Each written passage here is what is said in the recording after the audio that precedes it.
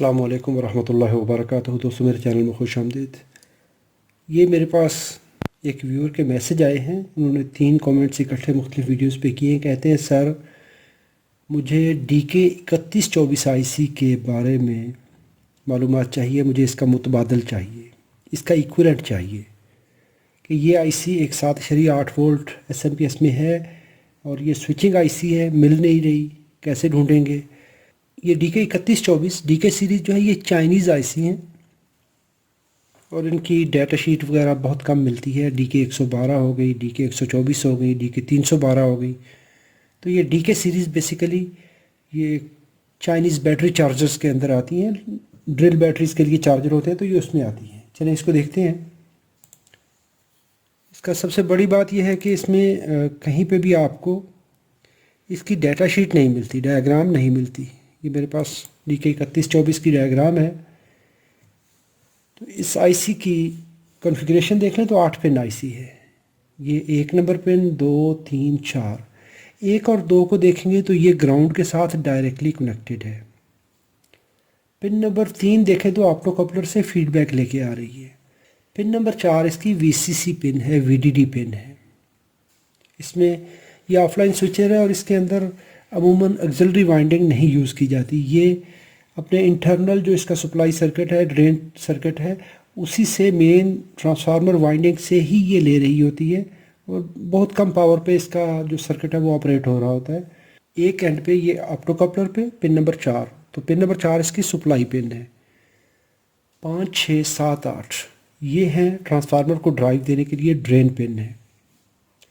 तो बहुत सिंपल सी IC है, बिल्ट इन मॉसफेट इसके अंदर है। चलिए इसका मुतबादल हम ढूंढते हैं। मैं आपको आज एक बड़ी ईजीएस्ट साइट दे रहा हूँ। तो ये मैं इस साइट का लिंक जो है वो आपको दे दूँगा इसमें वीडियो की डिस्क्रिप्शन में। आप वहाँ से भी इसको देख सकते हैं और ये एड्रेस आपको स्क्रीन पे भी नज़र आ रहा है। तो ये remote-or.net IC पावर, इस तरह करके इसका ये इंटरफेस खुलता है। आप इसको अपने मोबाइल पे भी खोल सकते हैं। VCC पिन हमने यहाँ पर कही है कि पिन नंबर 4 है, तो 4 नंबर को सिलेक्ट कर लेंगे। ग्राउंड पिन हमने कहा था 1 और 2 नंबर पिन है, तो कंट्रोल प्रेस करते हुए हम 2 पिनों को सिलेक्ट कर सकते हैं। फीडबैक पिन हमने कहा था 3 नंबर है और जो ड्रेन पिन है हमारे वो 5, 6, 7 और 8, 4 पिन ड्रेन पिन की हैं। इनको यहाँ पे शॉर्ट प्रेस करेंगे तो ये हमारे पास 4 ICs आ गई। इनमें APSC 12 है, ये भी स्पेशल IC है, बहुत कम मिलती है। हमें डिप 8 में चाहिए IC, तो डिप 8 में हमारे पास ये वाइपर 12 और वाइपर 22, ये दोनों ICs आप डाउनलोड कर सकते हैं डाटा शीट इनकी यहाँ से ही। और ये मैं 22 की भी डाटा शीट डाउनलोड कर लेता हूँ। ये हमारे पास दोनों डाटा शीट खुल गई हैं। वाइपर 12 भी है और वाइपर 22 भी है। वाइपर 22 जो है वो 12 वाट का है कन्वर्टर, जो कि डिपेट में आता है और ये यूनिवर्सल सप्लाई में आता है। अगर हम इसको 220 पे ऑपरेट करेंगे यूरोपियन स्टैंडर्ड पे 195 से 265 तक, तो ये 20 वाट तक सप्लाई देता है। तो हमारे केस में ये 12 वाट ही हम इसको कंसीडर करेंगे। 85 से लेकर 265 तक ये चलेगा। तो फिक्स फ्रिक्वेंसी ऑसिलेटर है, 60 किलोहर्ट्ज़ पे चलता है। और यहाँ पर इसकी इंटरनल डायग्राम है, हम देख रहे हैं इसका पिन आउट वाइपर 22 का। तो देखें बिल्कुल same pin out, 5, 6, 7, 8 drain pin है जो कि ट्रांसफार्मर को ड्राइव देंगी।